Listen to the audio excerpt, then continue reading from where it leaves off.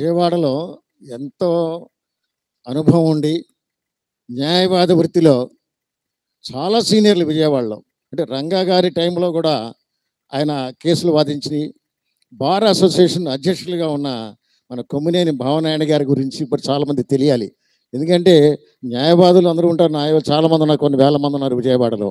కానీ కొమ్మినేని భావనారాయణ గారు చాలా చాలా సీనియర్స్. అంటే రంగా గారి టైంలో సుమారుగా 30 సంవత్సరాల కిందట కూడా ఎన్నో కేసులు, పెద్ద పెద్ద కేసులు, అది మనం ఊహించడానికి కూడా వీల్లేని అటువంటి పెద్ద పెద్ద కేసులు వారు వాదించి విజయం సాధించిన కొమ్మినేని చెప్తున్నాను. వారు భావనారాయణ గారు వారు అంత గొప్ప. వారి సతీమణి రత్నకుమారి గారు నిజంగా వారు చెప్పిన నేషనల్ అవార్డు గ్రహీత. ఎంత సింపుల్గా ఉంటారంటే చూడండి, వారు చూస్తుంటే వారు ఏంటంటే సైలెంట్ హెల్పర్ అనమాట. అంటే ఈ కార్యక్రమం 10 గంటలు అవుతుందంటే బయట కారు పెట్టుకొని కూర్చుంటారు. రత్నకుమారి గారు ఎప్పుడు వస్తే అప్పుడు కారులో ఇంటికి తీసుకెళ్దామని, సాయంత్రం 6 గంటలకు వచ్చినప్పుడు కారులోకి దించి ఆయన మళ్ళీ బార్ అసోసియేషన్కి ఆయన లాకి వెళ్ళిపోతుంటారు, ఆఫీస్కి వెళ్తారు. మళ్ళీ 9:30కల్లా వచ్చి అక్కడ వెయిట్ చేస్తారు, కారులో లోపలికి రారు, అక్కడే కారులో కూర్చొని వాళ్ళు రత్నకుమారి గారిని ఇంటికి తీసుకెళ్తుంటారు. చూడండి, అంత సహకారం వారి భార్యాభర్తలు ఇద్దరు కూడా ఒకళ్ళు ఉండబట్టే ఇవాళ మన కార్యక్రమాన్ని ఇంత విజయవంతంగా చేయగలుగుతున్నాం. అటువంటి కొమ్మినేని భావనారాయణ గారిని, మన మల్లిక్ గారిని నేను అలాగే సరస్వతి కళాపీఠాన్ని కూడా ఆశీర్వదించమని కోరుతున్నాను. Thank you.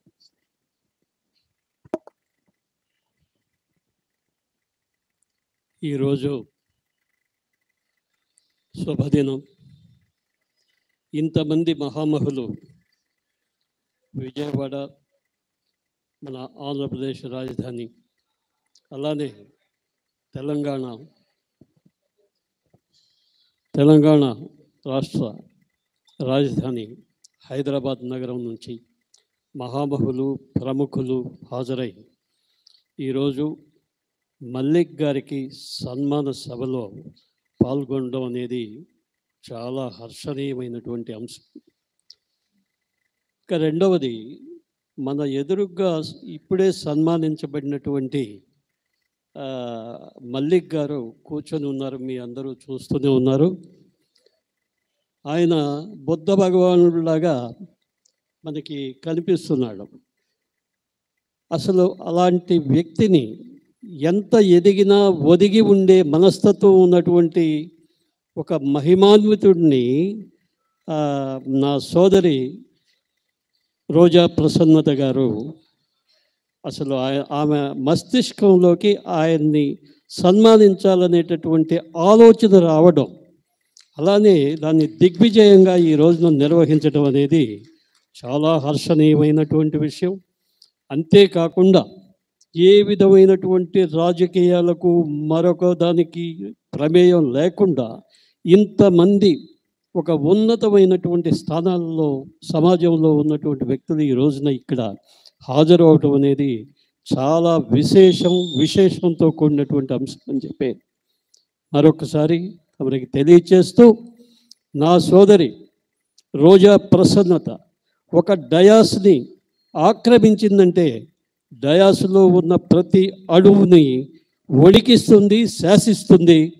అందువల్లనే ఆవిడ హైదరాబాద్ నగరంలో ఉండి కూడా ప్రస్తుతం తన పురిటి గడ్డ మీద ఇటువంటి సన్మానాన్ని చేయాలని, తమ కళాపీఠం 8వ వార్షికోత్సవాన్ని ఇక్కడ జరుపుకోవాలనేటటువంటి తపనతో ఇక్కడ ఇవాళ నిర్వహించినటువంటి సభ అది అనన్యమాన్యం.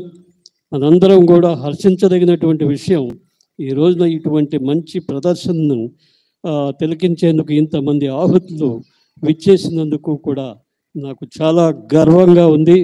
నా సోదరి స్థాపించినటువంటి ఈ సంస్థ సరస్వతి కళాపీఠం దినాభివృద్ధి చెందుతూ ఒక మహోన్నతమైనటువంటి స్థానానికి చేరాలని, దీని కీర్తి ప్రతిష్టలు అడుగడుగున పెరుగుతూ జాతీయ అంతర్జాతీయ ఖ్యాతిని కూడా తీసుకురావాలని చెప్పి అభిలషిస్తూ, అప్పటి వరకు నా సోదరి చక్కగా ఆయురారోగ్యాలతో ప్రశాంతమైన జీవితాన్ని కొనసాగించాలని కూడా అభిలషిస్తూ, ఇటువంటి అవకాశాన్ని నాకు ఇచ్చినటువంటి మీ అందరికీ, ఇక్కడ ఉన్నటువంటి ప్రముఖులకు కూడా నేను మరొకసారి అభినందనలు తెలియజేస్తూ ఉన్నాను.